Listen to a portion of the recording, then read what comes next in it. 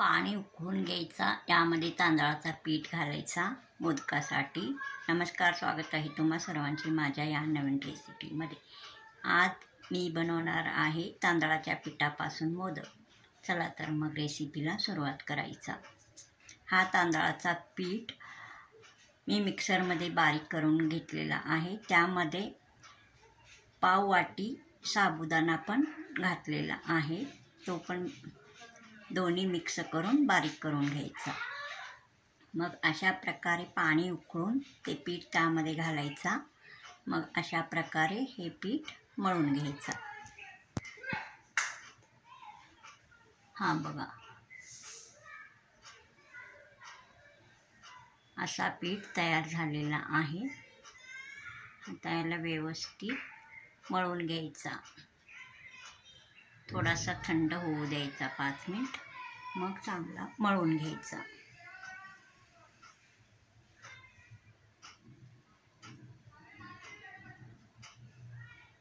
मी एका कढईमध्ये 1 चमचा तूप घातलेला आहे. त्यात 1 चमचा खसखस घातलेला आहे.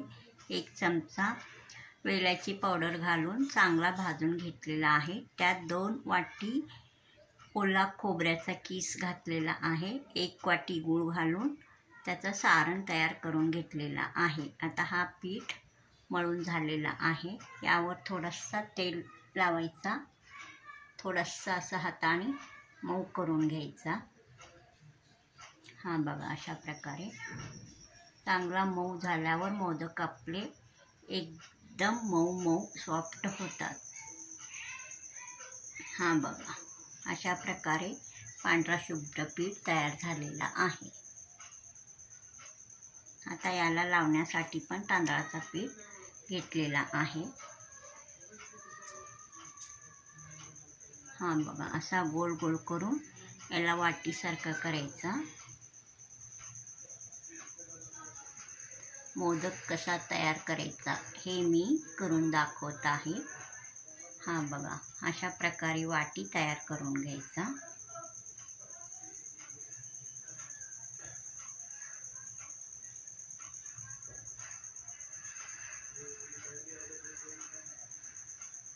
कडा चांगल्या पातळ करून घ्यायचा.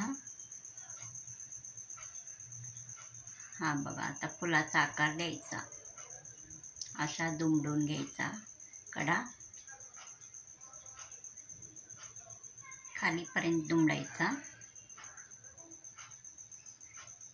म्हणजे त्याच्या कळ्या तयार होतात. हा बघा, अशा प्रकारे थोड्या थोड्या अंतरावर असा दुमडायचा.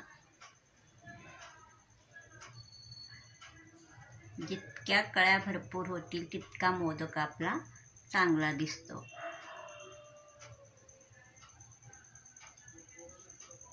हा बघा, इतक्या कळ्या तयार झालेल्या आहेत.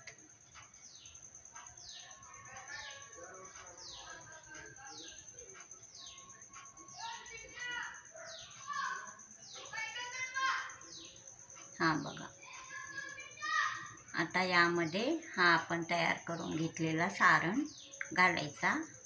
गूळ व ओल्या खोबऱ्याचा, त्यात खसखस घातलेला आहे. 1 चमचा वेलायची पावडर घातलेला आहे. थोडासा जायफळ घातला तरी चालेल.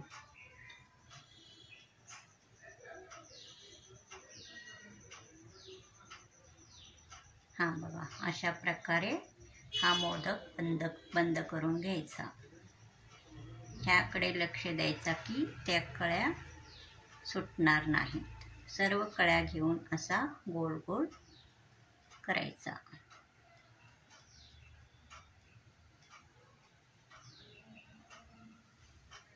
हा बघा, अशा प्रकारे हा आपला मोदक तयार झालेला आहे.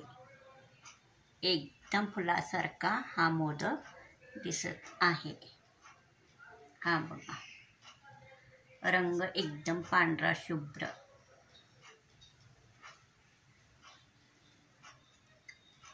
या प्लेटामध्ये मी आता हा मोदक ठेवलेला आहे. आता दुसरा मोदक पण तसाच करायचा, पण आता हा मोदक लाटून करायचा. दुसरा प्रकार तो हातावर गोल वाटी करून केला होता,